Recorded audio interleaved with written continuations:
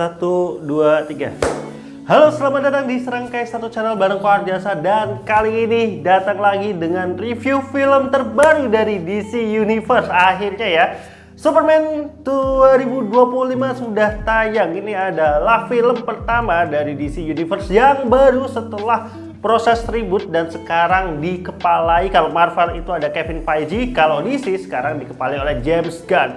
Nah, buat kalian yang nggak tahu James Gunn itu salah satu sutradara yang mensutradarai film trilogi dari Guardian of the Galaxy. Nah, buat kalian pasti suka banget nih itu, karena aku jujur Guardian of the Galaxy khususnya yang kedua dan ketiga, yang ke satu itu sebenarnya bagus, reviewnya juga bagus, tapi aku paling suka tetap yang ketiga. Guardian of the Galaxy itu salah satu franchise dari MCU yang paling sukses dengan skor-skornya yang lumayan tinggi. Bahkan kemarin waktu kita lagi jenuh-jenuhnya sama film superhero, keluarnya Guardian of the Galaxy volume 3 yang disutradarai oleh James Gunn itu benar-benar bikin semua orang tetap mau pergi ke bioskop buat nonton film superhero lagi. Nah, sekarang James Gunn sudah ditarik ke DC untuk menjadi kepala ataupun otak dari universe-nya DC setelah sebelumnya itu gagal ya. Maksudnya ya sebenarnya bukan dari masalah sutradaranya atau penulisnya Zack Snyder ya. Kalau dulu kan kepalanya Zack Snyder, cuman karena ya banyak lah, kalau kalian ngikutin pasti tahu isu-isunya terkait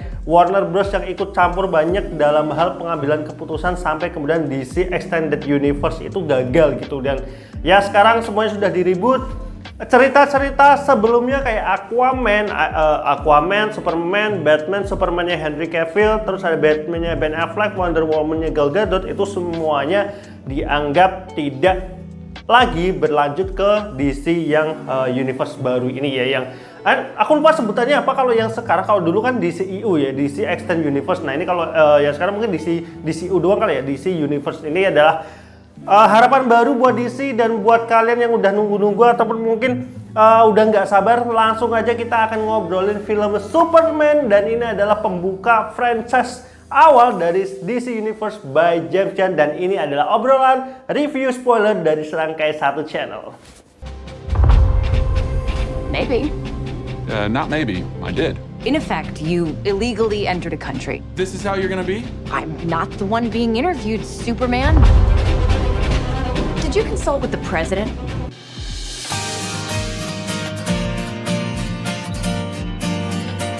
Langsung aja aku nonton Superman yang 2025 ini langsung di hari pertama waktu tayang di Pekalongan gitu. Tapi buat kalian nih yang belum nonton, kalau sangat saranin buat kalian nonton di IMAX. Kenapa? Karena format rasio dari Superman ini formatnya IMAX. Oh, buat kalian yang belum nonton, tenang, kita akan mid review terlebih dahulu, non spoiler. Jadi buat kalian yang belum nonton, nanti aku akan bahas yang non spoiler dulu, sampai nanti pertengahan ke belakang kita akan bahas spoiler review ataupun ngobrolin secara spoiler film ini gimana secara keseluruhan. Nah, jadi buat kalian yang menonton, kalian bisa tonton sampai mid score aku ya. Nanti sampai mid score nanti kalian bisa tutup, kalian nonton terlebih dahulu. Tapi sekali lagi aku bilang, kalau di kota kalian itu ada versi IMAX ataupun ada bioskop IMAX, aku sangat-sangat saranin buat kalian nonton di IMAX. Karena kalau bioskopnya bukan IMAX, itu layarnya itu kepotong kiri kanan. Sebenarnya bukan kepotong, karena memang rasio format IMAX itu bukan 16:9 ya kalau standarnya, intinya kayak gitu. Intinya format rasio kiri kanannya akan terpotong. Jadi kalau IMAX kan layarnya lebih kotak ya, kayaknya sekitaran 3:4. Kalau kalian nonton Justice League Snyder Cut ya kurang lebih format rasionya seperti itu. Makanya tadi aku sangat lumayan menyesal gitu karena milih kursi lumayan belakang, karena kalau harapan kan lumayan belakang agar biar lebih kelihatan full ya. Tapi ternyata dengan format seperti itu, dan bios kan atasnya nggak lebih tinggi ya karena bukan format IMAX. Jadi waktu aku nonton ya ini buat kalian juga yang mungkin nontonnya nggak di versi IMAX, aku saranin kalian nontonnya di tengah, agak ke depan lah, jangan terlalu di belakang. Jadi kesan layarnya akan lebih gede gitu daripada kalian terlalu di belakang, kesan layarnya akan lebih kecil gitu. Karena ya tadi ya kiri kanan kepotong, jadi ukuran gambarnya itu nggak lebih besar kalau secara format full gitu. Nah, jadi sekali lagi buat kalian yang di kota kalian di IMAX, silahkan tontonnya di IMAX. Ini wajib banget sih nonton di IMAX karena emang secara kualitas visualnya itu bagus banget ya. Kalian bisa bayangin lah format IMAX seperti apa gitu. Nah, langsung aja kita ngobrolin non spoiler ya. Aku bisa langsung katakan ini adalah salah satu pembuka franchise paling segar, paling berkesan, banyak banget shoot dan bukan pengenalan ya, tis kayak kedepannya akan seperti apa DC Universe ini, dan menurut aku ini berhasil banget dengan PG-13-nya. Mungkin banyak yang nggak suka Superman kostumnya, mungkin kayak bikers ya, dengan agak tebel gitu, atau mungkin kan kalian bayangannya Superman-nya Henry Cavill yang pakainya ketat gitu, dan mungkin ada juga yang nggak suka dengan Superman yang balik lagi dengan celana dalam merahnya itu berada di depan ya posisinya, mesti kelihatan gitu. Nah tapi ini aku melihatnya ini menjadi wajar karena ini nyasarnya adalah penonton semua kalangan, semua umur, keluarga, PG-13 juga kan film Superman yang kali ini. Jadi dengan kostum yang seperti ini, yang sekarang ini menurut aku ini lebih colorful, lebih berwarna, jadi anak-anak buat nonton itu jadi suka gitu nontonnya kan, dibandingkan versinya Zack Snyder yang sebelumnya ada Henry Cavill itu tonnya terlalu dewasa. Jadi untuk anak-anak ya tetap bisa menikmati, tapi apa ya, kayak ada batasan tertentu gitu, jadi lebih nyaman untuk ditonton dewasa. Tapi kalau ini itu lebih nyaman ditonton semua kalangan. Jadi ini mungkin ada keputusan strategis dari James Gunn yang mungkin dia approve juga oleh Warner Bros. Nggak tahu nih Warner Bros selaku produsernya dia banyak andil dalam keputusan ini. Tapi menurutku ini bagus banget gitu, karena aku melihat Superman sekarang ini colorful banget, colorful dalam artian ya ini benar-benar bisa ditonton sebagai tontonan keluarga gitu. Tanpa sedikit adegan cuman menurutku itu wajar lah ya, misalnya orang dewasa, apalagi film-film Amerika ada adegan kissing segala macam ya, selama kita tidak sensualis itu ya menurutku wajar-wajar aja. Jadi maksudku ngajak anak-anak nonton ini masih sangat worth it banget, masih sesuai dengan umurnya lah, ataupun ya mungkin biar anak-anaknya punya jiwa pahlawan gitu, ingin menyelamatkan orang, menurutku cocok banget nonton Superman yang kali ini. Jadi buat kalian yang masih ragu, aku bisa katakan ini salah satu film pembuka franchise dari DC Universe yang top banget, terbukti dengan Rotten Tomato juga ngasih skor awalnya 87, tapi sekarang tahuku sudah naik ke 91% dari kritikus, dan aku sendiri juga mungkin akan ngasih ini kisaran 90% gitu kalau menjadi kritik, karena ini menurutku bagus banget. Nah selain itu apa ya, film ini itu kalau kalian khawatir gitu, kalian bosen lagi-lagi menceritakan awal mula Superman dari kecil, ataupun karena ini film pembuka kalian mungkin khawatir kalau ya udah keseringan lah nonton, karena Superman udah banyak banget versinya. Ada Superman yang original, yang 1, 2, 3, 4, kemudian ada yang Return, kemudian ada Henry Cavill juga. Nah yang sekarang itu pengambilan keputusannya adalah ceritanya itu 3 tahun apa 4 tahun Superman sudah ada di bumi. Jadi ini bukan menceritakan Clark Kent ataupun Superman tiba di bumi kemudian dari kecil menjadi dewasa menjadi Superman, enggak. Ini ceritanya udah 3 tahun atau 4 tahun berada di bumi. Jadi ya konfliknya udah banyak, musuh-musuhnya udah banyak, manusia udah nggak heran lagi ada alien, manusia udah tahu ada alien, ada superhero. Jadi kejadian-kejadian serangan monster di tengah kota ya mereka itu juga udah yang biasa-biasa aja gitu, karena mungkin udah terlalu sering gitu melihat itu. Jadi mereka udah nggak yang, makanya kalau kalian nonton film Superman sekarang ini ada banyak adegan di mana terjadi pertarungan di tengah kota yang warganya itu kayak tidak menghiraukan gitu, kayak bodo amat, kayak ya mungkin selfie malahan foto-foto atau nggak peduli, udah tetap nikmatin hidupnya ya. Karena ya bayangin aja udah 2-3 tahun di bumi selalu terjadi invasi alien, Superman udah datang, artinya udah banyak kekacauan, udah banyak pertarungan di kota. Ya mereka udah wajar banget lihatnya kayak gini. Jadi aku suka banget ini kejadiannya sama kayak Thunderbolts yang kalau Marvel Thunderbolts kemarin, dimana ngelihat superhero di jalanan tuh warganya udah biasa aja gitu. Jadi ya ini kurang lebih sama seperti itulah. Dan menurutku pendekatan untuk tidak menceritakan kembali origin dari Superman ini salah satu pilihan yang bagus ya. Artinya ya udahlah, kita udah tahu semua ya cerita Superman itu dari awal seperti apa. Jadi ini udah waktunya ya kita move on aja dari origin Superman. Ya anggapannya kita udah tahu seperti itu. Ya udah, kita langsung dimasukkan ke sebuah kota metropolis yang semua orang kondisinya dianggap penonton itu udah tahu gitu. Tapi pinternya film ini, pinternya si James Gunn ngedirect film ini, di sini itu penceritaan kejadian-kejadiannya itu ya secukupnya, cukup yang perlu kita tahu aja. Jadi nggak semuanya diceritakan lagi, enggak. Tapi kota ini kondisinya seperti apa yang sebenarnya terjadi, kenapa di awal film banget itu udah langsung dilihatin kalau Superman itu kalah sama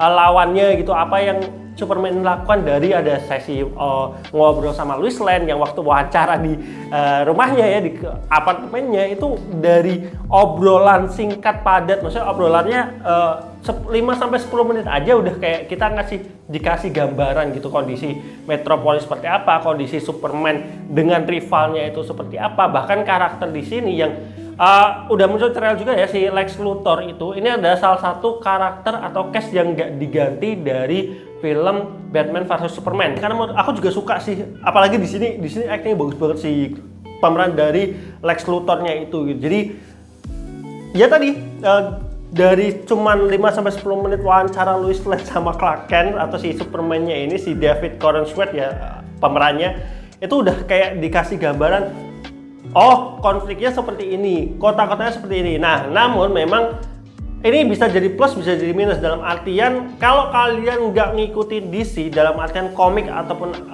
animasinya, ya mungkin kalian akan banyak ketinggalan Easter egg ataupun surprising terhadap karakter-karakter yang muncul di Superman ini ya. Karena sekali lagi ini bukan kayak Marvel yang originnya diceritakan satu-satu, oh karakter ini, karakter ini, karakter ini, enggak. Tapi ini udah tiba-tiba udah 3 tahun Superman di sana, udah ada Justice Gang juga di situ. Ada Justice Gang, ada yang dari Green Lantern itu Mr. Gardener apa siapa sih, lupa namanya. Kemudian bahkan kayaknya namanya nggak disebut dari film ini, tapi ya aku tahu itu dari apa karakter apa gitu, apa sih namanya yang Green Lantern.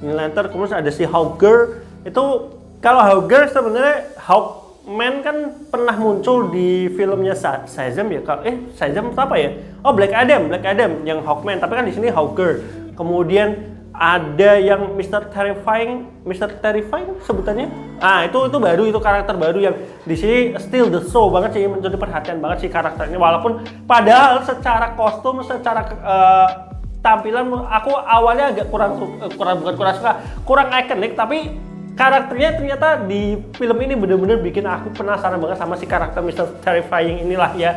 Nah, si Justice Gang ini yang menurutku bumbu team up yang keren gitu, maksudnya bukan cerita utamanya, dia hanya ya udah membantu aja dalam film ini, tapi menurutku di ada beberapa scene yang justru mereka itu still the show aja sih, dan tapi nggak kemudian meninggalkan karakter Superman yang memang film ini ya filmnya Superman, bukan Justice Gang atau yang lainnya, tapi ya itu yang menurut aku suka banget dari film Superman ini. Jadi makanya tadi aku bilang kalau kalian nggak bener-bener into sama karakter-karakter DC, mungkin akan banyak ketinggalan Easter egg kayak teman-temannya Clark Kent di Daily Planet ya, Daily Planet bukan sih yang kalau Superman ya, intinya itu karena selain Lois Lane kan ada beberapa karakter lagi tuh Daily Planet ya, mungkin itu juga beberapa karakter penting, tapi karena kita nggak tahu, aku pribadi nggak ngikutin komik atau animation movie-nya, jadi aku nggak, animation series lah ya, aku jadi nggak terlalu tahu sama karakternya, itu mungkin minusnya aja, dan juga ya nggak banyak diceritakan, kita jadi nggak tahu gitu Easter egg-nya ya, karena ini adalah film pertamanya. Jadi kalau castnya yang lama muncul ya mungkin kita tahu, tapi ini kan castnya rata-rata baru ya gitu. Dan kemudian di sini tapi nanti spoiler, kalian nonton aja dah, nanti kita bahas yang di spoiler review aja ya. Intinya di sini masih ada series dari bikinan James Gunn di DC yang dimasukkan di film ini, maksudnya secara karakter, secara cerita itu kayaknya dibikin canon ataupun dibikin ya termasuk dalam DC Universe ini, walaupun ini film pertama dari DC Universe, tapi kayaknya ada series sebelumnya yang secara cerita, secara karakter itu di-includekan di DC Universe kedepannya. Nah itu aku nggak mau sebut siapa, nanti kalian tonton aja karena pasti tahulah karakter ini gitu, karena ini meme-nya banyak banget gitu. Nah kemudian kalau kita ngobrolin, kalau ya tadi ya positifnya, kalau kalian tahu karakter-karakter DC, kalian ngikutin animation series-nya, mungkin kalian tahu nama-nama karakter DC ya, kalian mungkin bakal banyak surprise banget sih di film ini, Easter egg-nya gitu, yang aku yang bukan ngikutin DC mungkin banyak kelewat gitu. Aku yang kelewat aja so excited banget gitu ngelihat film Superman ini, apalagi kalian yang tahu pasti kan, ini pasti karakter ini, wah kalian udah pasti banyak probabilitas ke depannya. Makanya itu aku bisa bilang kerennya film ini adalah ya kita dengan durasi cuma 2 jam 10 menit gitu, kayak probabilitas kedepannya ceritanya akan kemana tuh kayak terbuka luas banget gitu, dan universe-nya udah kebentuk gitu. Bahkan di sini, ini kalau tak sebutin spoiler, cuman intinya apa ya, cakupannya bahkan sudah hampir mendekati Marvel. Bukan filmnya ya, maksudnya cakupan dunianya, cakupan luasan dunianya ya sudah terbuka selebar itu gitu untuk film pertama ini. Jadi ya sekali lagi buat kalian yang belum nonton, ini aku udah bisa katakan film Superman ini salah satu franchise pembuka DC Universe yang sangat menjanjikan. Kalian wajib banget nonton ini. Bahkan mungkin aku kalau dengan skala film Superman seperti ini dan bisa diteruskan ke depannya, aku bisa katakan untuk beberapa tahun ke depan kayak DC Universe akan ngambil alih penonton-penonton yang sebelumnya nonton Marvel Cinematic Universe yang memang di fase 5, nah ini udah masuk 5 apa 6 itu sudah mulai banyak ditinggalkan para fansnya ataupun ditinggalkan orang-orang karena ceritanya mungkin udah banyak yang nggak keeping up lagi. Tapi kalau DC ini baru ngebuka selama si Warner Bros itu nggak ngeributin alur di dalamnya, nggak banyak campur tangan, nggak banyak ngurusin production dan ceritanya. Kayaknya ini sangat menjanjikan banget sih. Dan aku pribadi walaupun aku suka Marvel, sebenarnya aku bukan tim Marvel atau tim DC, aku nonton semuanya. Dan aku malah justru jujur aja aku tuh excited banget sama DC karena karakter-karakternya itu lebih terkenal di masyarakat Indonesia, itu lebih banyak kenal karakter DC gitu karena animasi seriesnya itu lebih banyak tayang di televisi kita ya, dari apa sih kalau DC itu Nickelodeon ya? Bukan lah, intinya dari WB lah ya, Warner Bros. Intinya kayak Batman, Superman itu orang-orang udah pada tahu gitu. Tapi kalau dulu kan Marvel itu orang pada tahu karena ada film movie-nya ataupun yang live action-nya ya. Tapi kalau DC sebelum ada live action orang-orang udah pada tahu karakter Superman, Batman, kemudian Wonder Woman tuh banyak udah tahu karena ya tadi animasi seriesnya banyak tayang di Indonesia. Jadi sekali lagi kalau suruh ngasih mid score aku mungkin bisa kasih 9 atau 9,5 per 10. Jadi sekali lagi buat kalian yang belum nonton silahkan tonton ke bioskop. Yang ada IMAX wajib IMAX karena ini formatnya IMAX. Jadi jangan kaget kalau kalian nonton bukan di IMAX tapi layar kiri kanannya biasanya kebuka, ini nggak ngebuka. Itu bukan nggak ngebuka karena memang format rasionya seperti itu. Dan kita langsung aja ngobrolin spoiler review untuk film Superman by James Gunn, dan ini adalah review dari Serangkai Satu Channel. Nah tentu sekali lagi ini ada spoiler review, jadi kita akan ngobrolin semuanya secara cerita dan apa aja yang aku suka, apa aja yang nggak aku suka. Sekali lagi langsung aja yang pertama, David Corenswet, apa nyebutnya benar atau enggak, sebagai pemeran karakter Superman aku suka banget. Walaupun waktu jadi Clark Kent menurut aku dia physically masih keren. Karena kalau nggak tahu ya kalau di komik seperti apa, cuman kalau di versi Superman Return Henry Cavill, aku yang paling ingat Superman Return ya, itu jomplang banget antara Clark Kent sama Superman. Dari sisi cara dia ngomong, pembawaan itu kelihatan culun banget itu waktu jadi Clark Kent. Tapi kalau di sini David Corenswet waktu menjadi Clark Kent, sikapnya culun, tampilannya agak culun, agak lebih cabi, lebih dilihatin cabi, tapi dari suaranya menurutku masih keren gitu. Aku masih ngelihat Superman dari sosok si Clark Kent ini. Tapi itu bukan poin yang gimana-gimana. Cuma maksudku, aku masih ngelihat Clark Kent-nya itu di sini sosok yang keren gitu, bukan sosok yang culun. Nah sekali lagi silahkan dikoreksi kalau misalkan di komiknya sebenarnya Clark Kent juga banyak digandrungi cewek-cewek. Karena kalau nggak salah di ada scene cewek-cewek itu pada suka Clark Kent. Entah itu merujuk ke dia, ada satu scene. Tapi aku bingung itu scene-nya menuju ke Clark Kent atau menuju ke karakter Superman. Nah, tapi intinya di situ mereka itu suka itu, dan ya kalau gitu berarti karakter Clark Kent di Daily Planet-nya itu menurutku jauh lebih keren daripada Clark Kent di Superman Return ya, yang mana lebih culun aja sih. Nah, kalau di sini tuh keren, dan ya itu mungkin plus minus saja. Tapi kalau sebagai Superman-nya aku lebih ngelihat Superman yang sekarang itu lebih membumi, lebih down to earth lah ya, dibandingkan versi Henry Cavill. Henry Cavill itu Superman-nya terlalu galak, terlalu tajam aja sih, kurang bisa bercanda. Tapi kalau di sini tuh lebih ke ya ini adalah superhero kota gitu, dan yang memang berbaur dengan warga di kotanya, berbaur dengan para reporternya. Jadi aku suka banget sih pembawaannya. Jadi kesan freshnya Superman di Superman yang sekarang ini lebih berasa aja sih. Aku suka. Aku bukan bilang Henry Cavill jelek, cuma menurutku Henry Cavill itu terlalu dewasa pembawaannya, terlalu serius sebagai Superman. Tapi kalau di sini tuh Superman-nya jauh lebih ramah aja sih buat semuanya. Kemudian karakter-karakter lainnya aku udah nggak perlu ngomongin secara acting dan lain-lain. Tapi yang jadi Lex Luthor, Nicholas siapa itu, top banget sih. Aku suka banget karakternya. Mungkin secara fisik saya ingatku Lex Luthor tuh agak lebih gede ya, apa salah gitu. Nah tapi Lex Luthor yang di Superman sekarang aku suka. Aku bahkan di waktu Batman vs Superman pun aku udah suka gitu Lex Luthornya, dan nggak di recast, masih si Nicholas, dan di sini ya keren banget. Aku suka banget ekspresinya, actingnya, keselnya dia ke Superman, komedinya waktu dia mau kabur kemudian dihajar Superman tuh, itu wah keren banget sih. Aku suka banget waktu dia itu nggak terintimidasi gitu loh sama Superman waktu gaya dia, ya istilah ya Superman bisa lah ngebunuh dia cuma dalam satu jentikan jari, tapi dia tuh kayak, gue tahu lo gak bakal ngapa-ngapain dia gitu, ngapa-ngapain si Lex Luthor gitu sebagai manusia. Jadi dia kesan dia menganggap rendah si Superman tuh kelihatan banget dari aktingnya. Itu yang aku suka banget dari karakter Lex Luthor di Superman yang sekarang gitu. Nah kemudian dari sisi sinematografi udah ampun, ini udah bagus banget.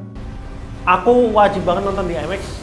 Kebetulan kalau kan nggak ada yang terdekat di Semarang, aku bakal ke Semarang mungkin yang terdekat buat nonton IMAX, versi IMAX-nya. Ini kayaknya harus banget ditonton di layar IMAX sih, karena sebagus itu filmnya. Kelasnya ini udah kelas Avenger, film Avenger kelasnya, bukan yang film solonya Marvel, tapi ini udah kelasnya Avenger dari pengambilan gambar. Ya mungkin karena di sini jadi kan pengen totalitas sebagai franchise pembuka.